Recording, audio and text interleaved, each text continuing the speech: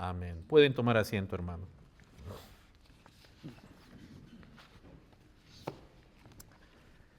Hermanos, yo siempre, voy a decir la palabra siempre porque realmente no recuerdo cuándo no.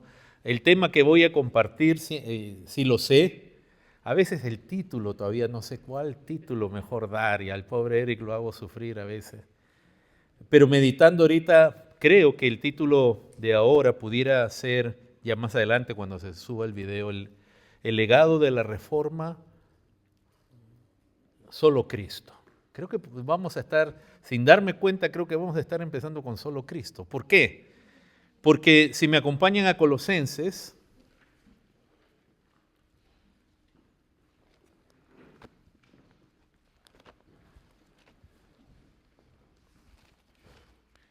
y leemos de nuevo el versículo con el que empezamos, que ahorita ya después de haber dado la explicación al inicio del culto, va a ser más fácil de entender, donde dice en el verso 8, mirad que nadie os engañe por medio de filosofías y huecas sutilezas, según las tradiciones de los hombres, conforme a los rudimentos del mundo y no según Cristo.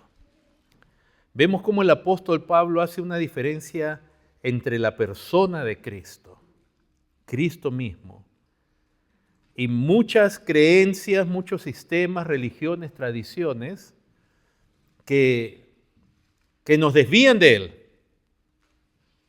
Dice, mirad que nadie os engañe.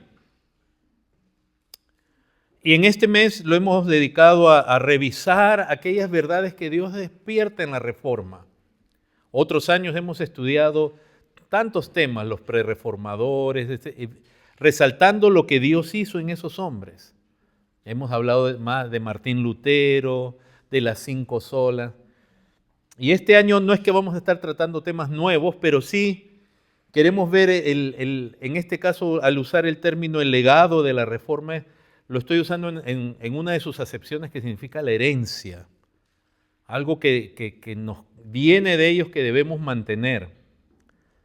Y es ver que Cristo es el punto de la salvación. El punto de la salvación ni siquiera es solamente, no soy yo en sí, sino es el privilegio que se me da de en Cristo ser salvo, de conocer a Cristo, de crecer en Cristo y un día ser transformado completamente a la imagen de Cristo.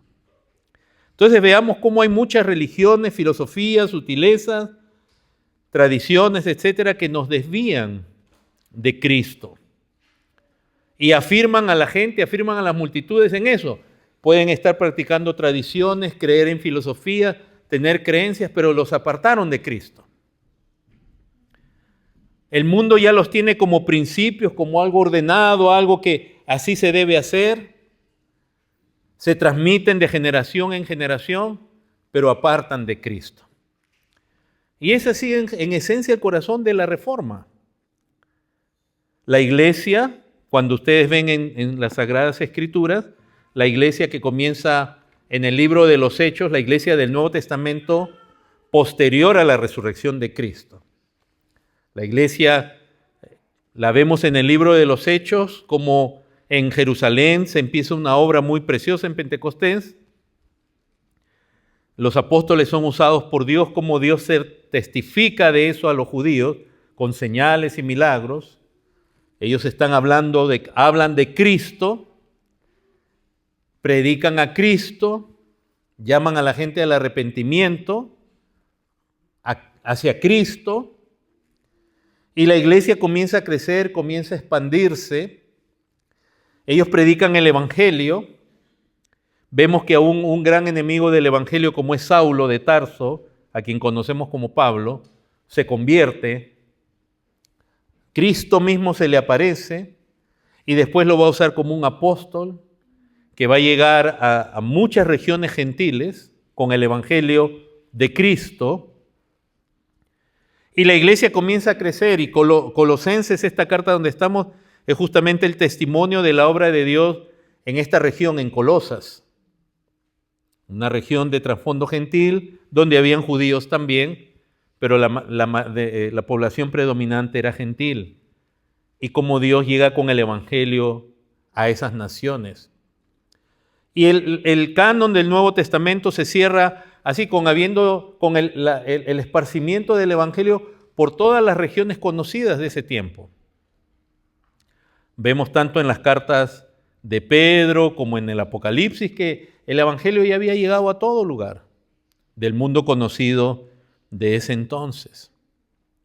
Y así, hermanos, en la historia de la iglesia comienza en Jerusalén, luego se va expandiendo, como el Señor le había dicho, que vayan ellos y prediquen en Judea, o sea, las regiones fuera de Jerusalén dentro de la misma provincia, Samaria, y hasta el fin del mundo. Y vemos eso en el libro de los Hechos, cómo el Evangelio comienza a expandirse desde Jerusalén, Judea, Samaria y hasta lo último de la tierra. Y así la iglesia comienza a crecer, pero el canon se cierra en Apocalipsis, antes de la destrucción de Jerusalén en el año 70.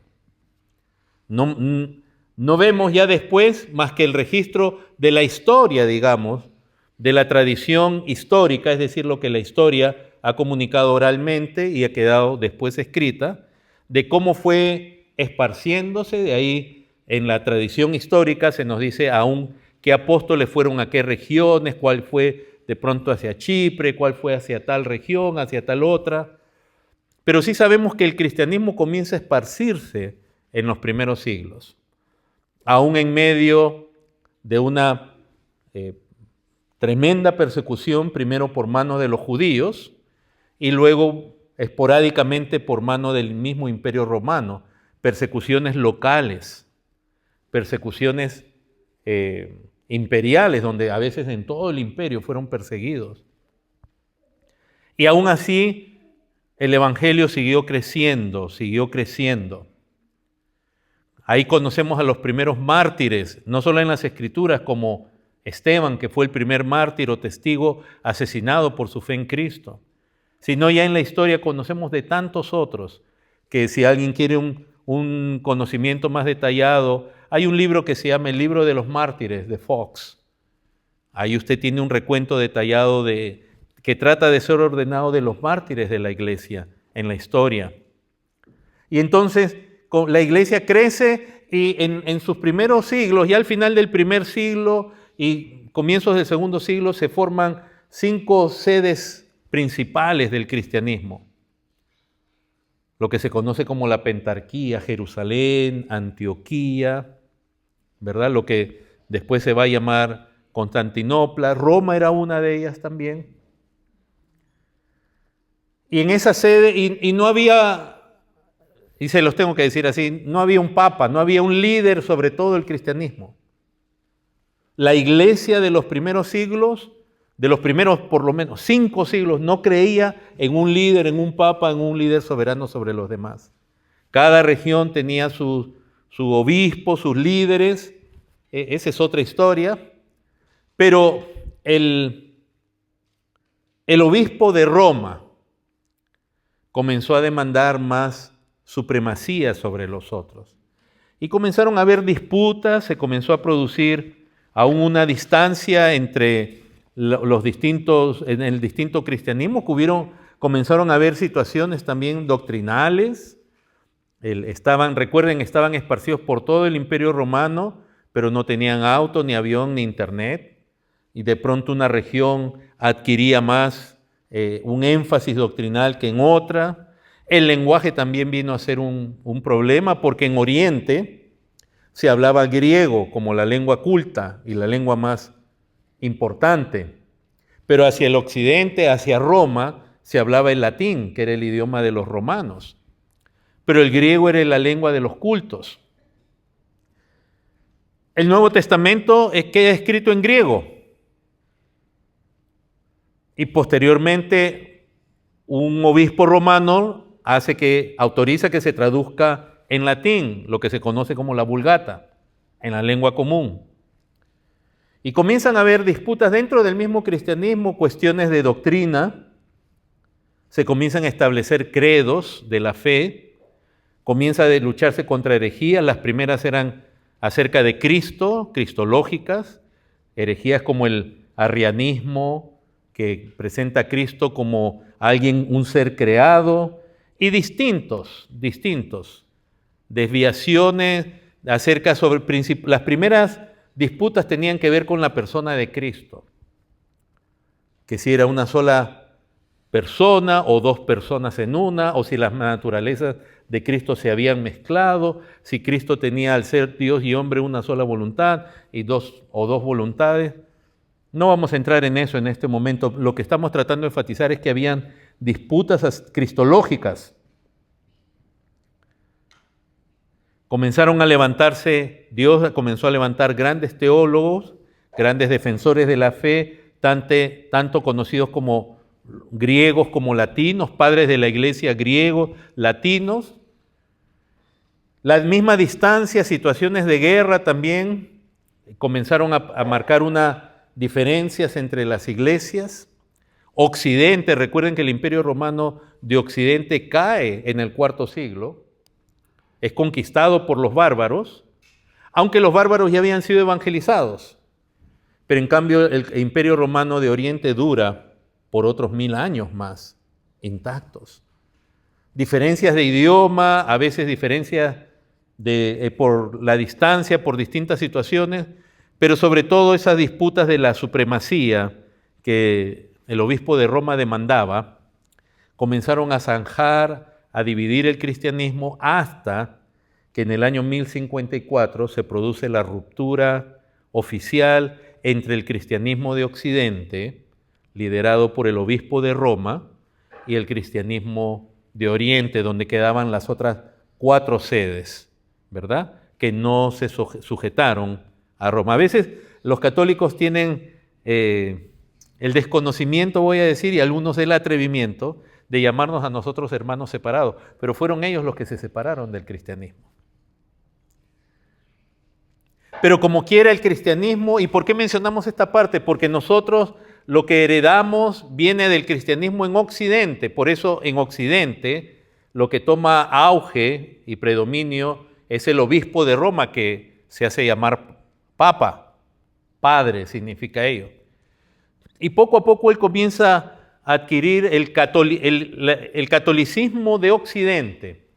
Hermanos, por si acaso, a la iglesia se le llama católica desde el segundo siglo. Y los católicos romanos son muy astutos en leerte documentos antiguos y dice, ve, ahí hablan de que la iglesia es católica. Sí, pero no se referían a la iglesia católica romana, sino se referían a que la iglesia era universal, era una. Pero ellos dicen, como dice católica, se refiere a nosotros. No, esa es una falsedad, es una analogía mal hecha. No caigamos nunca en esas trampas. Se roban las palabras para decir que ellos son eso que se mencionaba ahí. Comienza la iglesia también, según la región, a tomar distintas prácticas. En las zonas de Oriente, el Islam nace en el siglo VII y poco a poco comienza a tomar territorios. En Occidente, el Papa establece una especie de alianza con los gobernantes. La historia del papado, sobre todo, se afirma con Carlomagno.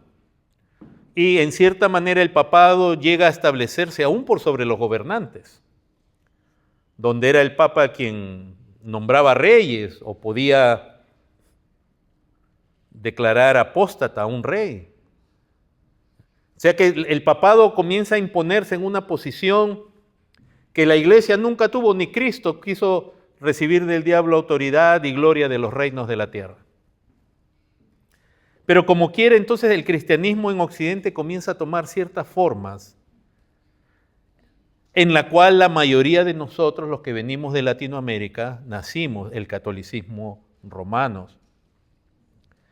Pero el catolicismo romano, hermanos, a través de la historia, fue adquiriendo lo que aquí Pablo nos advierte: doctrinas, tradiciones, prácticas, ideas, filosofías, sistemas que no son bíblicos.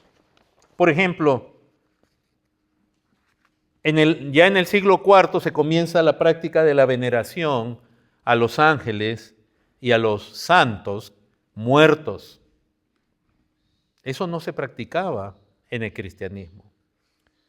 En el siglo V comienza la adoración a María ya de una manera más oficial en Occidente. En el siglo VI comienza a establecerse la doctrina del purgatorio. Y cuando yo uso esos términos, establecerse, es porque eso comienza en algún lugar, pero cuando hablo de establecerse es que ya se comienza a abrazar por la comunidad y por las autoridades de la iglesia. Ya en el año 600, un papa romano declara al latín la lengua santa. Imagínense, el cristianismo comenzó, los cristianos hablaban hebreo, arameo, griego, pero este papa declaró que el latín era la lengua sacra, y era la lengua sacra. Las misas se hacían en latín hasta antes del Concilio Vaticano II. Es la lengua santa. Es como cuando ahora los mesiánicos nos dicen, si tú no hablas en hebreo, si tú no dices shalom, es igual declarar una lengua santa, como si Dios estuviera atado a un idioma que es resultado de la Torre de Babel.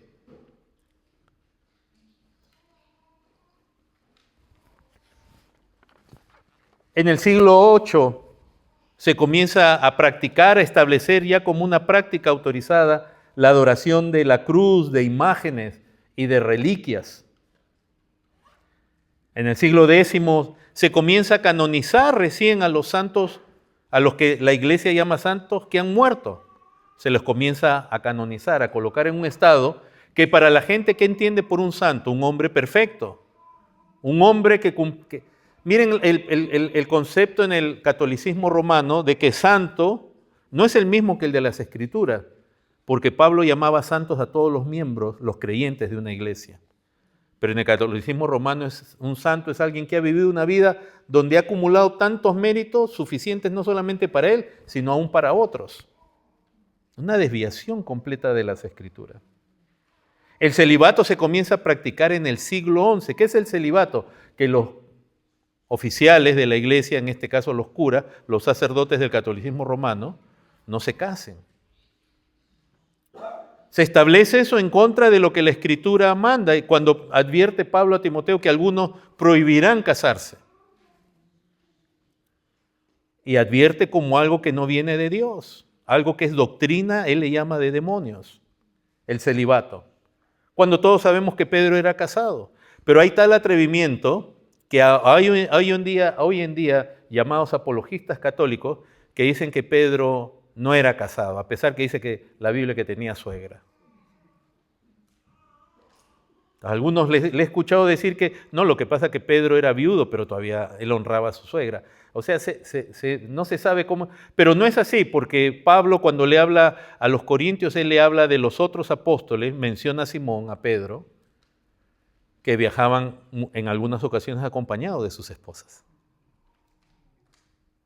Entonces se sale con ideas, hermanos, porque ahora el sacerdote no está casado con una mujer, sino con la iglesia.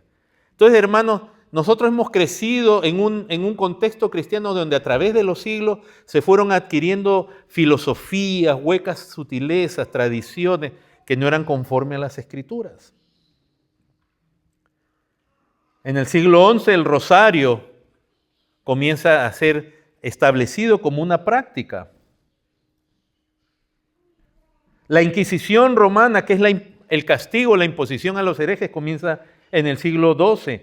En el siglo XII también comienzan las indulgencias, que es la doctrina donde el Papa tiene el poder, puesto que él es la cabeza de la iglesia aquí en la tierra, y él tiene la llave de los méritos. Él puede abrir el banco de méritos para pagar las deudas de los creyentes, pero casi siempre era a cambio de una ofrenda. Se ve indulgencias por aquellos que iban a luchar en las cruzadas, por aquellos que financiaban las cruzadas. Y ni qué decir de las indulgencias con las cuales Martín Lutero tiene problemas y que así nace la Reforma, donde a la gente se le ofrecía salida de ellos y de sus familiares muertos, salida inmediata del purgatorio, si es que ofrendaban una moneda de plata. Y el Papa había firmado documentos donde se le daba a cada uno un certificado de que ya su familiar, claro, la moneda era solo por un familiar, y que con esa moneda quedaba liberada del purgatorio, que es otra idea también que no es bíblica. El dogma de la transubstanciación comienza en el siglo XIII. En el mismo siglo XIII la Biblia queda prohibida para los laicos, es decir, solo el clero, los sacerdotes y los estudiosos podían leer la Biblia. Aparte que estaba en latín, y la gente común en todas las naciones, no todos hablaban latín. Pero los laicos no se les permite leer porque ellos son ignorantes. Ellos van a malinterpretar. Les quiero decir que esto no es tan lejano. En mis comienzos, en cuanto a la religión, a la vida religiosa en mi juventud, el cura de la parroquia abominaba que la gente leyera la Biblia. Él rechazaba. ¿Qué hacen leyendo la Biblia ustedes? Y se enojaba, le apagaba la luz a la gente que se reunía a leerla. Les digo la verdad.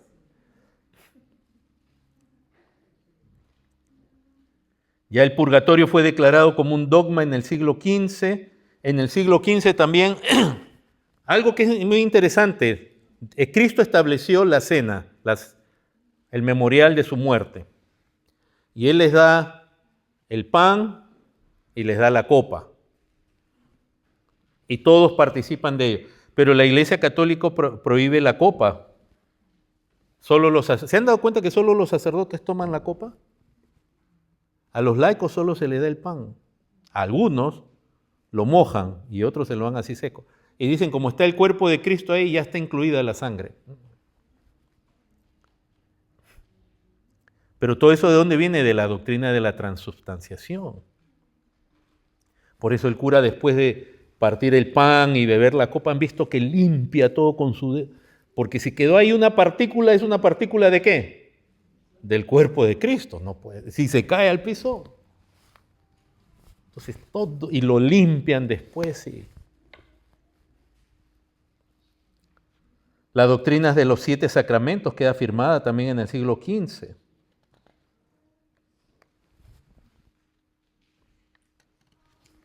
En el siglo XVI, después de la Reforma, queda establecida en el Concilio de Trento que la Biblia no es la única revelación de Dios, que también la tradición de la Iglesia y el magisterio de la Iglesia tienen la misma autoridad, particularmente la tradición. ¿Qué es la tradición según lo entiende el catolicismo romano, el judaísmo hasta nuestros días? Dicen que ellos es la revelación de Dios oral, que no fue escrita en las Escrituras, pero que después fue escrita en lo que los judíos le llaman ahora, por ejemplo, el Talmud. Y donde los católicos siempre registran y van aumentando en lo que se conoce como sus declaraciones doctrinales. También en el siglo XVI, en el Concilio de Trento, quedan establecidos como parte sagrada, como hagiógrafos, como palabra de Dios, los libros deuterocanónicos. La doctrina de la Inmaculada Concepción de María se establece en 1834, no hace mucho, donde se establece como un dogma. O sea, si usted no cree eso, usted se condena. ¿Y qué significa la Inmaculada Concepción? Que María nació sin pecado, dicen. ¿Por qué? Porque para dar a luz a alguien sin pecado, ella tenía que ser sin pecado. Entonces ella nació sin pecado. Ahora, ¿cómo ella nació sin pecado si era hija de mamá y papá? Y el pecado se transmite a través de la procreación natural. Y entonces agarran las Escrituras y comienzan a hacer un montón de magia. Ahora hay muchos que andan diciendo por ahí que la Virgen María era como el arca del pacto. Y como lo que había dentro del arca era puro, el arca también tenía que ser puro y María es como el arca. O sea, hacen unas piruetas tremendas. Y es en 1950 que se establece doctrina de ella como la Madre de Dios. Hermano, eso no nos sorprende, eso pasa. Y ahorita yo estoy mencionando el catolicismo romano porque en Occidente es lo que predominaba. O sea, todos hemos estado, si no éramos parte de, o si no estábamos bañados en el catolicismo, nos mojábamos de alguna manera. hasta que llega la Reforma. Y la Reforma comienza en católicos romanos dentro del catolicismo. Martín Lutero era un monje agustino, era sacerdote, era profesor de teología, sacerdote católico romano.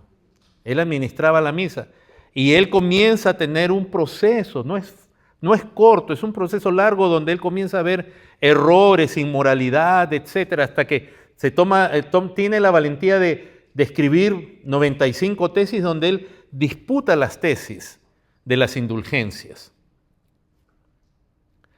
Pero él todavía era católico, él hasta en cierta manera en las indulgencias a veces hay algunas partes que parece que trata de defender al Papa y otras como quien dice, ¿por qué el Papa permite esto? Bueno, hasta que el Papa León X le responde y lo condena y ahí ya la cosa cambia, su opinión del Papa también cambia. Pero en ese tiempo, en ese proceso, desde que él clava las tesis hasta que él es amenazado con la excomunión y el anatema, y se lo condena a muerte y a todos sus libros ser desaparecidos. Es todo un proceso donde ya no solo él, sino miles y miles de católicos romanos en toda Europa también abrazan, dicen, está corrompida nuestra iglesia. Ellos se dan cuenta que el papado es una mentira, es un engaño, que Pedro no fue papa. En la Biblia, cuando usted ve algo que a mí me cuesta tanto trabajo y lo digo con dolor, es que un católico romano nos diga, nosotros somos la iglesia verdadera. Si tú lees el libro de los Hechos y el Nuevo Testamento y lo lees de arriba para abajo, agarras la Biblia y la volteas de cabeza, tú no ves la iglesia católica. Tú no ves sus rituales, tú no ves... Pedro, ¿cuándo fue papa? Aún en el concilio de Jerusalén, quien tuvo la palabra final y definitiva fue el Espíritu Santo, pero fue Santiago el que habló. Si él hubiera sido el papa, hubiera dicho, hubiera parado. Él simplemente da testimonio de lo que le pasó en la casa de Cornelio. Y Pablo da testimonio de lo que hizo Dios por medio de ellos, y entonces...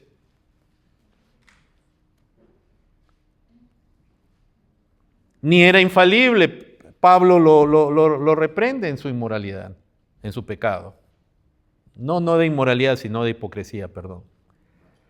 No vemos nada, no vemos la misa, no vemos la transubstanciación. Todas esas son interpretaciones que vienen después. Usted no ve el catolicismo, la vestidura sacerdotales, no ve que ningún apóstol se considera un papa. Pero ya con el tiempo, hermanos, entonces, es más, una de las cosas que también más lamentamos de ese trasfondo que tenemos, pero queremos de nuevo decir, esto no es prerrogativa o exclusivo del catolicismo romano, porque la posibilidad de pecar y de apartarse de la verdad de Cristo está en cualquiera de nosotros. Solo por la gracia de Dios podemos permanecer creyendo en Cristo conforme a la palabra de Dios. Pero el cristianismo hoy día, ya no católico romano, el cristianismo evangélico se ha ido también por las ramas. Y vamos a hablar de eso. Uno de los mayores errores que vemos en el catolicismo romano, y son muy astutos, porque acá yo he impreso una parte que habla de, este es catecismo oficial de la Iglesia Católica.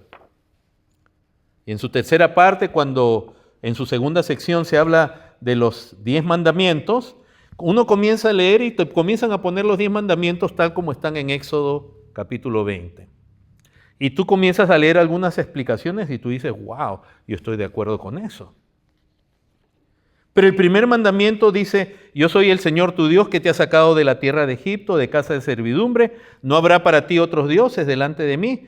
Y dice, no te harás escultura de imagen. Ellos lo escriben. No te harás escultura de imagen. ¿Y cómo está una iglesia católica? Llena de esculturas de imágenes. Salen a cargar imágenes. Es que el catolicismo, hermanos, con la historia cayó en el error que cae las iglesias que quieren crecer o que quieren llevarse bien con el mundo, con las autoridades, que comienzan a aceptar y a introducir creencias.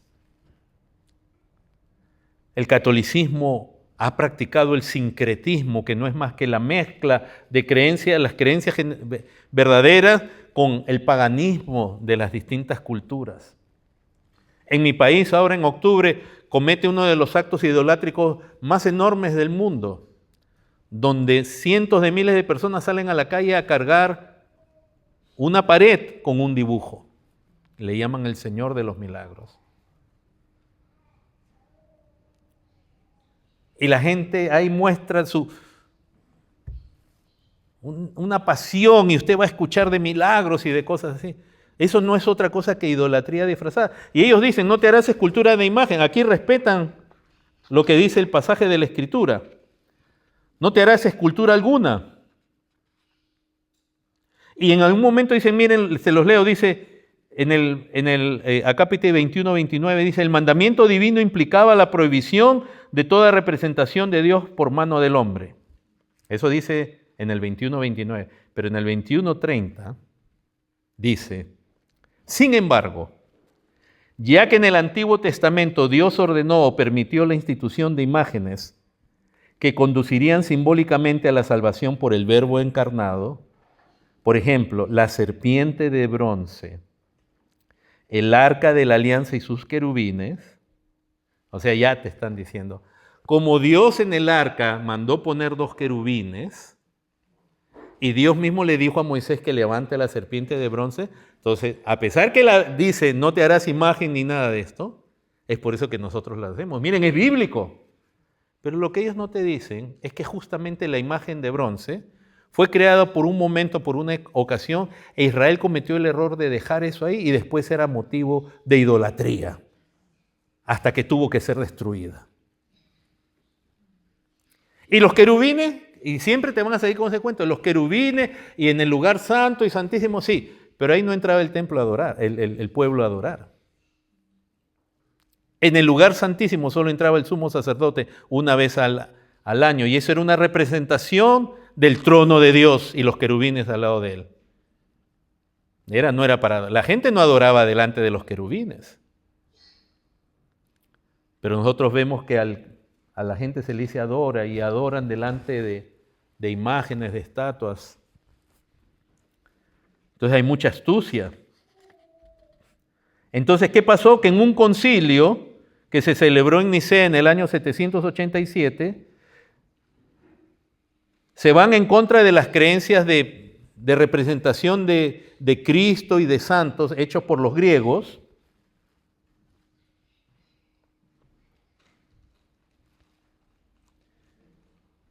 pero reinterpretan cómo se puede usar las imágenes. Entonces llegan a decir, el culto cristiano de las imágenes no es contrario al primer mandamiento que proscribe los ídolos. ¿Se dan cuenta? O sea, Dios dice, no te harás imagen ni semejanza. En la adoración nada de eso debe estar presente. En la decoración puede ser.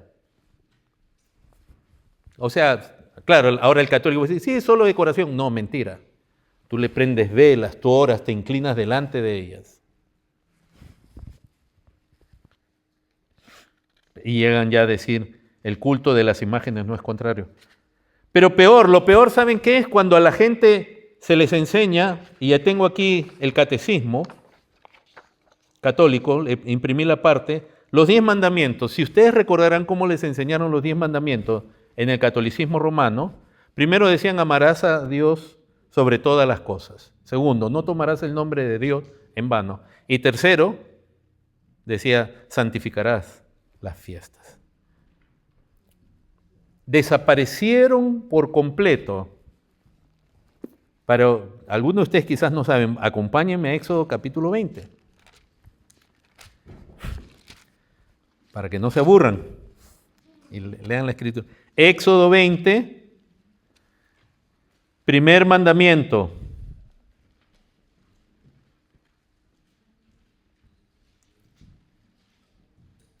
Léanlo conmigo, dice, habló Dios todas estas palabras diciendo, yo soy Jehová tu Dios que te saqué de la tierra de Egipto de casa de servidumbre. Esta es la introducción. Yo soy tu Dios y yo te he liberado por gracia.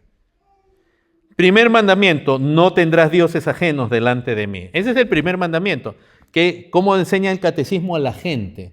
O sea, por un lado te dicen, sí, nosotros creemos en los 10 mandamientos y dan una explicación, muchas cosas yo pudiera estar de acuerdo, pero te comienzan a decir, pero sí, las imágenes son permitidas, pero cuando se lo enseñan a la gente, el primer mandamiento es amarás a Dios sobre todas las cosas, y eso no dice aquí.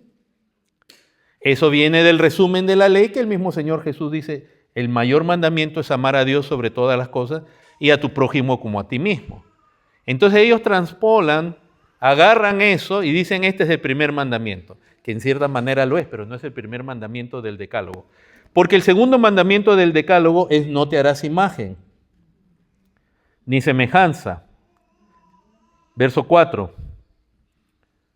De lo que está arriba en el cielo, ni abajo en la tierra, ni en las aguas debajo de la tierra, no te inclinarás a ellas, ni las honrarás, porque yo soy Jehová tu Dios, fuerte y celoso, que visito la maldad de los padres sobre los hijos, hasta la tercera y cuarta generación de los que me aborrecen. Y hago misericordia a millares, a los que me aman y guardan mis mandamientos. Este es el segundo mandamiento. Entonces, ellos al introducir, porque ellos no pueden desaparecer 10 mandamientos, entonces lo que han hecho es meter, amarás a Dios sobre todas las cosas. Segundo, no tomarás el nombre de Dios en vano, que es el tercer mandamiento. Así ellos desaparecen, de un solo golpe desaparecen el mandamiento segundo. Primero y segundo, el que dice, no tendrás dioses ajenos delante de mí y no te inclinarás a ella, porque recién el tercer mandamiento es, en el verso 7, no tomarás el nombre de Jehová tu Dios en vano. O sea, ¿qué atrevimiento tienen las religiones de desaparecer versículos cuando les conviene? Y así se enseña el catecismo. Por eso su tercer mandamiento en el catolicismo es santificarás las fiestas que nosotros, acuérdate del día de reposo para santificarlo. Y el cuarto mandamiento para el catolicismo es honrarás a tu padre y a tu madre, que para nosotros es el quinto mandamiento, honra a tu padre y a tu madre. Ahora, hermanos, en el catolicismo romano, les quiero decir, eso no ha cambiado. El catolicismo romano ha sabido sobrevivir en la historia. Son miles de años, cientos de años. Ha sabido aliarse con gobernantes, con creencias, en Europa, en las tribus, los pueblos del norte, paganos, en América con las creencias de los indios, en África con las creencias africanas, los santos y todo eso. Pero tengo una mala noticia, hermanos, el catolicismo romano no va a mejorar. Está buscando un ecumenismo que al final lo que consiste es en volver donde mamá, católica. Jamás, jamás.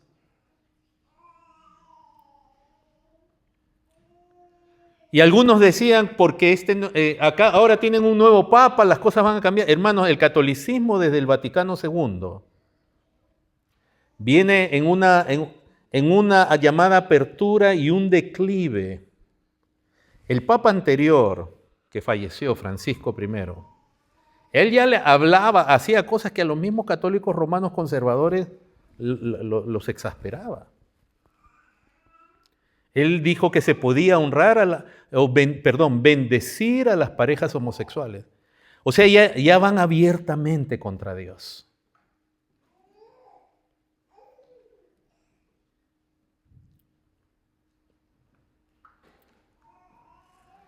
Y algunos decían, quizás este nuevo Papa, León XIV, y la gente se olvida que León XIV, aun cuando dicen que es peruano, pero León XIV fue nombrado como arzobispo por el Papa anterior y él era de su grupo. Y este Papa, si el Papa anterior ya era progresista, abrazaba todas. Lean las encíclicas del Papa anterior. Lean cómo el Papa anterior permitía el culto a la tierra, cultos idólatras delante de él. Porque todo es inclusión, todo cultura. Está cambiando más, pero para mal.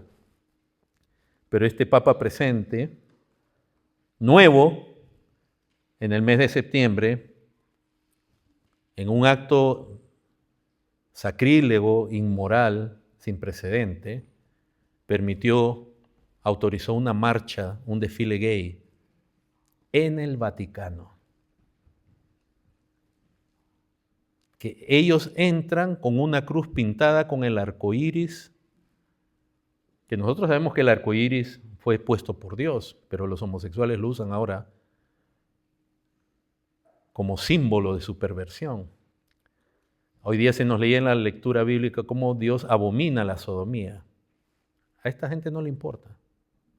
Y entraron a las puertas de la Catedral de San Pedro. Yo tengo acá la foto, usted no me tiene que creer.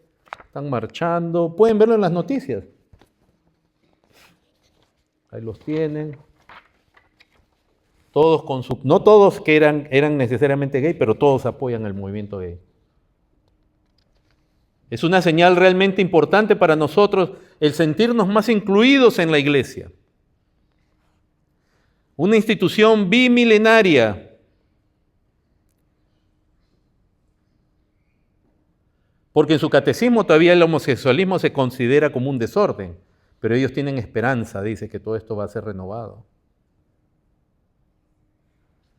Como digo, ya el Papa anterior comenzó a bendecirlos, ahora este ya les abrió la puerta.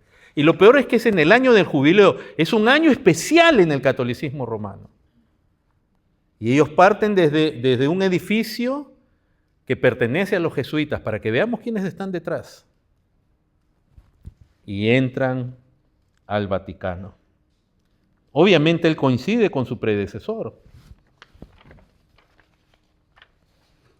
Más o menos fueron 1 millar de católicos acompañados de sus parientes que marcharon a pie ese sábado en peregrinación desde la Iglesia de Jesús, bastión de los jesuitas en Roma, hasta el Vaticano, y atravesaron la puerta santa de la Basílica de San Pedro en el marco del jubileo del año santo del 2025.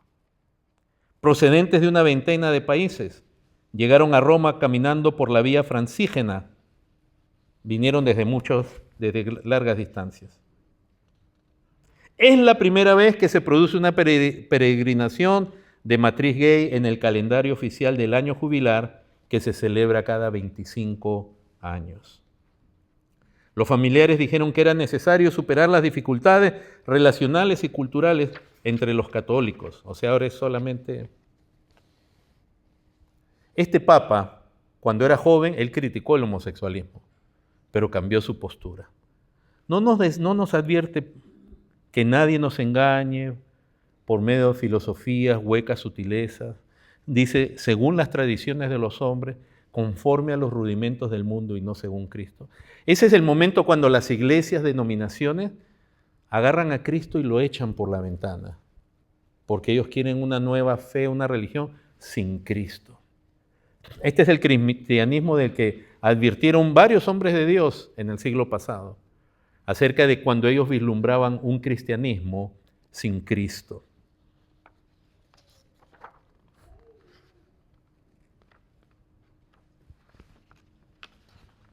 No solamente eso, sino la semana pasada, si a alguno de ustedes por lo menos les gusta ver los titulares, no tenemos tiempo de estar viendo 1 o 2 horas de noticias, yo no tengo, pero uno trata de captar lo principal. Yo no sé si ustedes vieron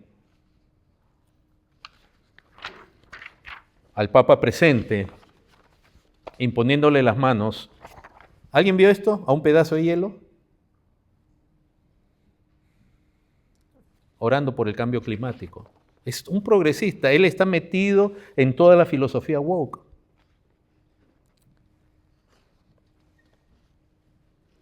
Dice, estas son noticias, estos son periódicos seculares, no es un evangélico anticatólico. El Papa León XIV acaparó la atención a nivel internacional tras bendecir un fragmento de hielo proveniente de un glaciar de Groenlandia, en un acto cargado de profundo simbolismo con el propósito de concientizar sobre los efectos devastadores del cambio climático en el planeta. Hermano, toda esta ideología progresista acerca del cambio climático, por fin encontraron una frase que usar, porque el clima siempre cambia. Es como que yo diga, yo estoy preocupado por la gravedad, que se vaya a afectar la gravedad. El clima siempre cambia. La historia, los cronistas, los libros de historia antiguos te hablan de cómo el clima cambiaba en la Edad Media. Hay registros, aún en Perú, en los registros antes que lleguen los españoles, cómo cambiaba el clima, el fenómeno del Niño, desaparecían Siempre el clima cambió, el mundo está bajo maldición. Pero esta teoría del cambio climático está dirigida a cambiar el orden mundial, hacer que toda la gente ceda sus libertades individuales para que a la fuerza tengan que contribuir al cambio climático, con ideas absurdas. Pero donde un grupo va a tener el control de todos, porque tú tienes que ceder tu libertad. Acuérdense que en California, en California ya los autos a gasolina ya tienen un periodo de expiración. No recuerdo si es el año 2030. ¿Y después qué van a hacer? Y todos firmaron el Acuerdo de París y después el Acuerdo de Kioto. Y decían cosas absurdas. Mi país decía que para el 2030 ya iba a tener 85% de todas sus industrias iban a ser de energía limpia. No estamos nosotros en contra de cuidar la creación, ese es deber del ser humano. Pero todo eso es una fantasía, es un engaño para obligar a las naciones a ceder. Entonces el Papa bendijo el fragmento de hielo de un bloque que poseía más de 20.000 años de antigüedad. Y es una metáfora de la urgencia climática. Entonces, hermanos, pero decía, he tenido que ser firme en esto, en recordarles que el catolicismo romano, en su liderazgo, tenemos muchas doctrinas que uno diría, nosotros también abrazamos, que por fuera parecen lo mismo, porque, por ejemplo, cuando ellos dicen, ellos reconocen la divinidad de Cristo, nosotros también. Decimos que Cristo es Dios, hecho hombre, ellos dicen lo mismo. ¿Pero qué quieres decir? No siempre queremos decir lo mismo, aunque tengamos las mismas palabras. Porque para ellos Cristo es mediador, por ejemplo, para nosotros también, pero Él es un Cristo que se necesita la ayuda de María en la mediación. Entonces, por fuera tenemos los mismos términos, las mismas ideas, pero no significa necesariamente lo mismo. Nosotros decimos María no es mediadora de nada, ni de nadie. Entonces nosotros decimos Cristo es Dios, pero el catolicismo romano dice María escucha las oraciones, las intercesiones y las lleva al Hijo. ¿Cómo? Si ella es ser humano. ¿Cómo puede escuchar ella a millones de personas orándole? ¿Cómo de pronto ella ha adquirido atributos divinos? Porque tienes que ser omnisciente. No importa lo que tú tienes que creerlo nomás. Es un dogma y si no lo crees, no te puedes salvar. Entonces, aún en las cosas que decimos que creemos igual, hay que ver realmente qué significa para. Y por eso es que el católico romano depende de María es más amorosa que Cristo. María es la mamá a la que el hijo nunca le dice que no. O sea que si tú le oras directo al hijo, hay la posibilidad que él te diga que no. Pero lo mismo, hermanos, está pasando en el cristianismo evangélico. Porque decimos, a pesar de lo duro que hemos hecho esto, ¿qué está pasando? Fíjense que es lo mismo. En el catolicismo hay un hombre que se abroga, reclama supremacía. ¿Y no está pasando eso en las iglesias con esta ola de superapóstoles que tenemos? En el catolicismo romano, ese hombre se llama Papa. Tenemos que verlo como padre. ¿No se hacen así llamar todos los falsos apóstoles de ahora? Y hablan de la cobertura espiritual, de que en una ocasión yo escuché a uno de los más perdidos de estos falsos apóstoles, hablando de que hay 100 pastores que murieron porque no tenían cobertura paternal. El Papa se abroga infalibilidad. Dice que cuando él habla oficialmente en nombre de Pedro, lo que él dice es verdad indisputable. O sea, está al nivel de las Escrituras. Y lo mismo dicen todos estos falsos apóstoles que hay hoy en día en el cristianismo evangélico, neopentecostal. Toda esa corriente de profetas que hay, porque todos ellos dicen, Dios me habló. Y si Dios te habló y Él te lo dice, ¿qué es? Es palabra de Dios, sin error. Entonces, hermanos, al final no estamos bien. Hemos hablado del catolicismo romano como la historia, pero lo mismo está pasando en la iglesia. Un desastre, donde tienes que someterte No es en la iglesia cristiana, llamada cristiana evangélica, donde todos estos ministros de Satanás como Maldonado y todo eso, no le dicen, no venden milagros. Ya, claro, no te lo venden, pero te dicen, muéstrale tu fe a Dios, siembra. Al final es a cambio de dinero. ¿Y cómo viven ellos? Igual que vivían los papas, ricos, poderosos. Por lo menos los últimos son más humildes. Al menos el anterior era súper humilde en el aspecto monetario. Pero estos viven en mansiones, como vivían los papas, como vivían todos los papas del linaje de los Borgia o de los Medici. Y reclaman autoridad, y estos falsos apóstoles reclaman sumisión, obediencia. Y te maldicen igual que hace el catolicismo romano, como hizo en Trento con aquellos que no creen igual que ellos. Si alguien se va de su iglesia, hermanos, ellos le echan a la gente una maldición. Hay gente que tiene autoridad, a veces estos falsos apóstoles, ¿no? Creen que tienen autoridad aún sobre el clima, la enfermedad. Nosotros hemos visto, y lo tengo que decir así, hermanos, el ridículo que hacen ellos declarando que el COVID estaba vencido o que tal huracán no iba a llegar acá, que ellos lo declaraban con autoridad apostólica. Que al final es lo mismo que el Papa reclama, que él tiene autoridad apostólica porque él es sucesor de Pedro. Entonces el cristianismo, hermano, está en una grave necesidad también, donde poco a poco los fundamentos son dañados, y por eso Pablo dice, mirad que nadie te engañe. Vamos a terminar con una visión rápida, aquí en Colosenses 2. Dice así, cuando dice mirad que nadie os engañe, esa palabra engaño significa desviar, guiarte lejos.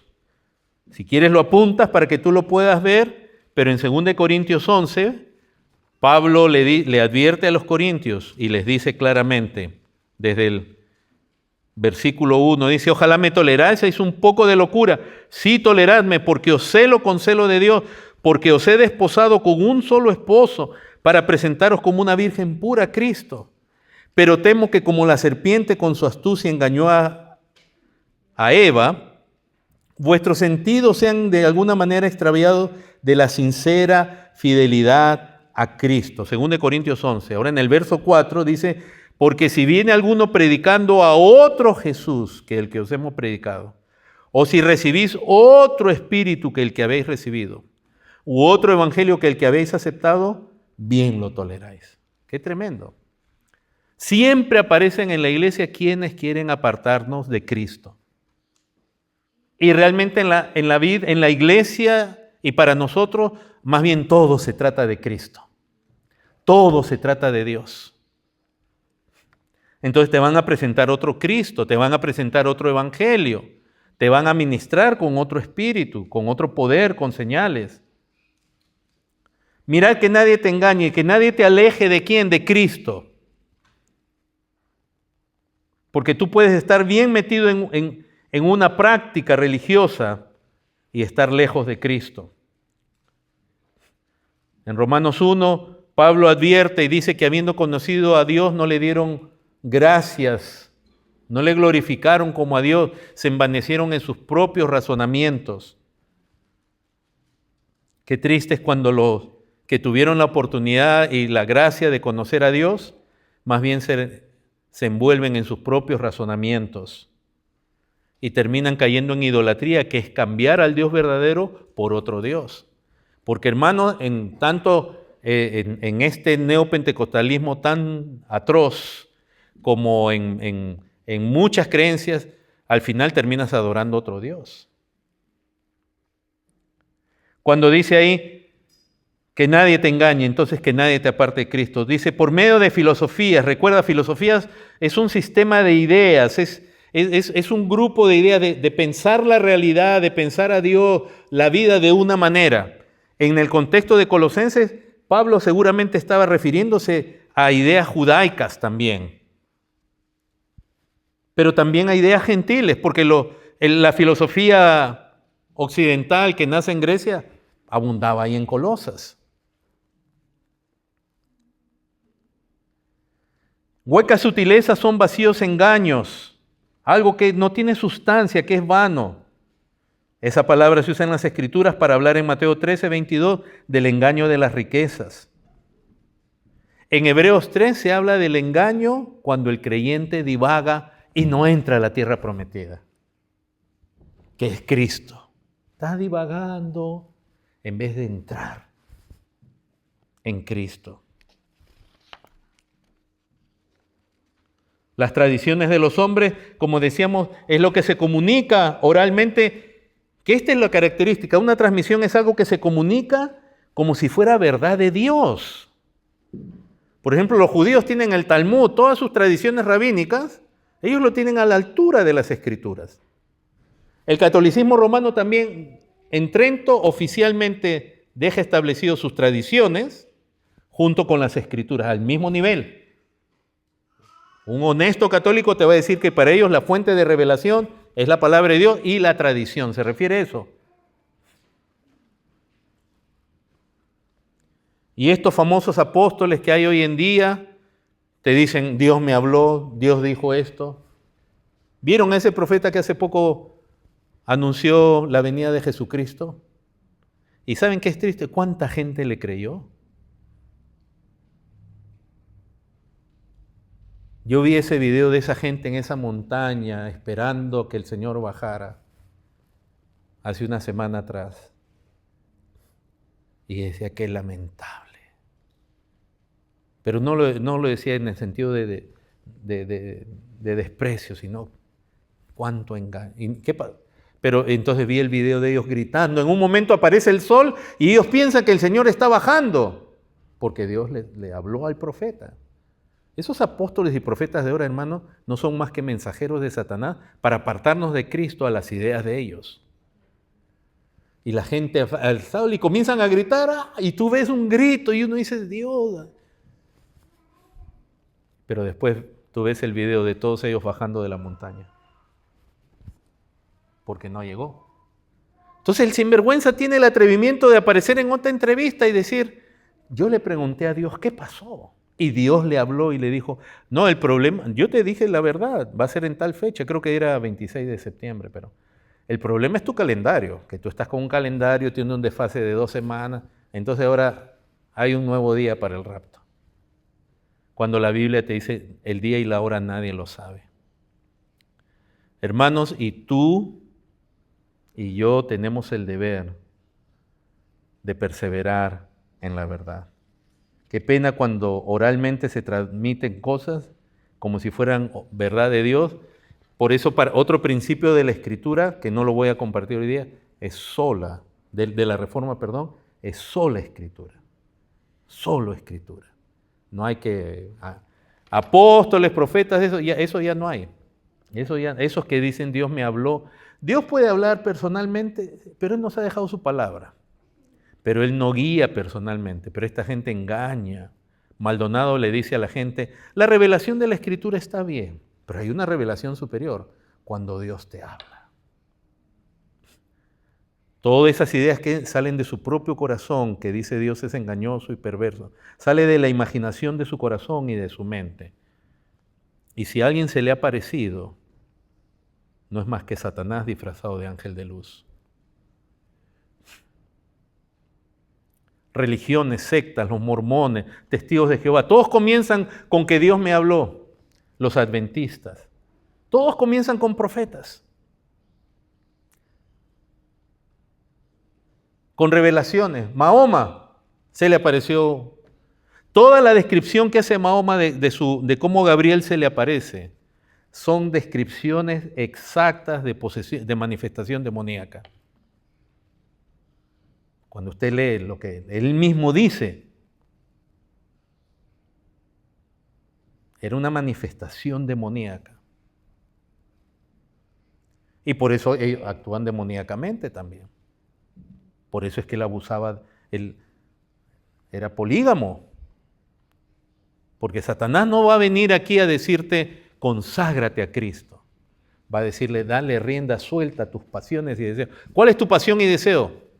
Dinero. Satanás, ahí está la doctrina de la prosperidad. Inmoralidad, ahí está solo gracia. Dios te va a perdonar todo pecado. Tú satisfaces nomás que Dios te va a perdonar. Ese es el mundo, conforme a los rudimentos del mundo, de los cuales Pablo también habla en Gálatas. Volvamos a Colosenses rápidamente. Miren lo que vamos a ver es esto. Yo espero que ustedes hayan leído ya Colosenses en sus casas, no porque yo se los digo, sino que ya tantos años de creyente, de hecho ya leyeron Colosenses hasta varias veces. Verso 1, Pablo, apóstol de quién? 1:1. Pablo, apóstol de... Miren que todo se trata de Cristo. Verso 2, a los santos y fieles hermanos en Cristo. Verso 4, habiendo oído de vuestra fe en... Todo se trata de Cristo. Verso 9 dice, por lo cual también nosotros desde el día que lo oímos no cesamos de orar por vosotros y de pedir que seáis llenos del conocimiento de su voluntad. ¿De la voluntad de quién? La voluntad de Dios en Cristo. Se trata de la voluntad de Dios y por eso Él va a orar para que ellos la conozcan, caminen en ella y así agraden a Cristo. No que se agraden a sí mismos, que agraden a Dios. En el verso 13 dice, el cual nos ha librado de las tinieblas, de la potestad de las tinieblas y trasladado al reino de ¿quién? De su amado Hijo. Todo se trata de Cristo. Él es apóstol de Jesucristo, a los santos en Cristo, que tienen fe en Cristo, que ora para que conozcan la voluntad de Cristo y así vivan andando y agradando a Cristo, ya que Dios nos ha concedido, en el verso 12 dice, nos ha hecho aptos, nos ha trasladado al reino de su Hijo. Verso 14, en quien tenemos redención. ¿En dónde está la redención, el pago de nuestros pecados? En Cristo, no en tus obras. Verso 15, Cristo es la imagen del Dios invisible, es decir, el que ve a Él ve a Cristo porque Él es Cristo, Él viene del Padre, Él es uno con el Padre, Él es Dios. Ahora, no solamente Él es la imagen, se da cuenta que acá la Escritura está exaltando a Cristo, poniendo a Cristo por todos lados, sino que también dice que Él es el primogénito de toda creación. Él es la razón, hermanos, por la cual todas las cosas fueron creadas. Pero en el verso 18 dice que Él es la cabeza del cuerpo. ¿No? ¿Se dan cuenta que no es un hombre? Cristo es el gobernante supremo, no es el pastor. No hay profeta, no hay apóstol, es Cristo. Cristo es la cabeza. Ahora no solamente dice el cuerpo que es la iglesia, el que es el principio, ahora le llama el primogénito de los muertos. O sea, Cristo es el primogénito, la razón de ser de la creación, y Él es el primogénito de los muertos, la resurrección final, es decir, Él es el primogénito de la creación y de la nueva creación. Porque en Cristo todo va a ser hecho nuevo. Por causa de Cristo es que va a haber nuevos cielos y nueva tierra. No es por causa de ninguna iglesia, es por causa de Cristo. En el verso 19 dice, en Él está, porque cuanto agradó al Padre que en Él habitase, ¿qué? Toda plenitud. La creación original y la nueva creación fue el diseño del Padre, que todo more en Él. Que Él sea la plenitud de la creación. Verso 20. Por medio de Él, o sea, por medio de ¿quién? De Cristo, reconciliar consigo todas las cosas, las que están en los cielos como las que están, en la tierra como en el cielo, haciendo la paz mediante la sangre de la cruz. La redención de todo el universo, ¿en dónde está? Es en Cristo, por su obra. Verso 23. Dice, si en verdad permanecéis fundados y firmes en la fe, sin moveros de la esperanza del evangelio que habéis oído, el cual se predica en toda la creación, que está debajo del cielo, del cual Pablo yo fui hecho ministro. Él tiene un mensaje que es el evangelio, y a los creyentes se les llama a estar firmes en ese mensaje acerca de Dios, de la obra de Dios en Cristo. Este capítulo 1, ese verso 23, es el contraste con el capítulo 2, verso 8. En el capítulo 1, 23, se le dice, permanezcan fundados y firmes en la fe. Y en el capítulo 2, verso 8 dice, mirad que nadie os engañe. Rápidamente, verso 28. Dice, ¿a quién anunciamos? ¿A quién anuncian ellos? A Cristo. Amonestando a todo hombre, enseñando a todo hombre en toda sabiduría, a fin de presentar perfecto en Cristo Jesús a todo hombre. Cristo, hermanos, es la obra de Dios en nosotros, es la razón de la obra de Dios en nosotros y es la meta, formarnos a la imagen de Cristo. Capítulo 2, verso 6, me estoy saltando, hermanos, porque realmente todo es acerca de Cristo. Capítulo 2, verso 6 dice, por tanto, de la manera que habéis recibido al Señor Jesucristo, andad en Él, arraigados y solidificados en la iglesia. ¿Eso dice el verso 7? En Él, en Cristo. Versos 9 y 10, en Él habita corporalmente toda la plenitud de la deidad, y vosotros estáis completos en Él, en Cristo. En Cristo no nos falta nada.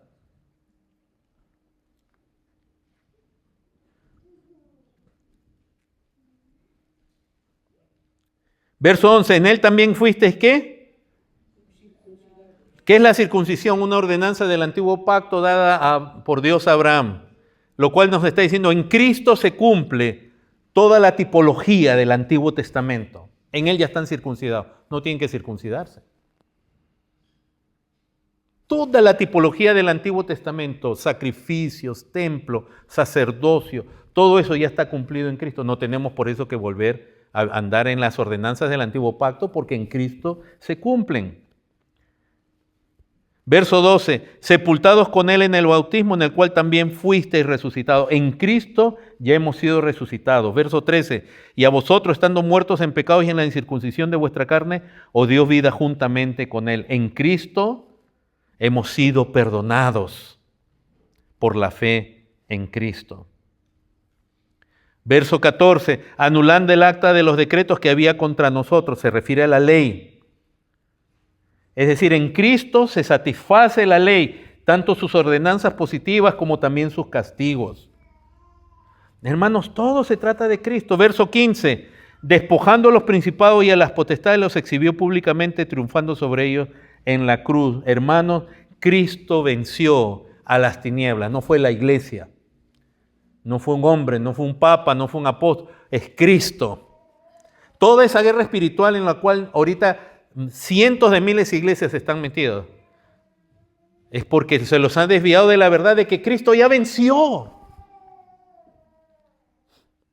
Y ellos están en una guerra como sin entender la victoria que ya hay en Cristo. Verso 19, no haciéndose de la cabeza, Cristo es la cabeza, en virtud de quien todo el cuerpo, nutriéndose y uniéndose por las coyunturas y ligamentos, crece con el crecimiento que da Dios.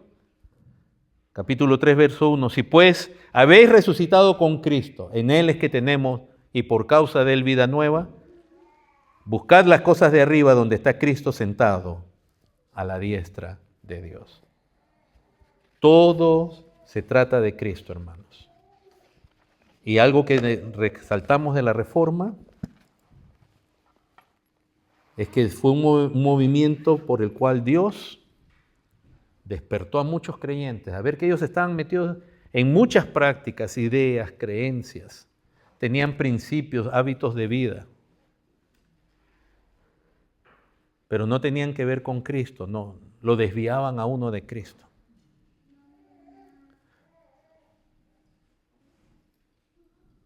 Tú puedes creer en sacramentos, tú puedes ir a una iglesia, pero el pregunta es si estás en Cristo.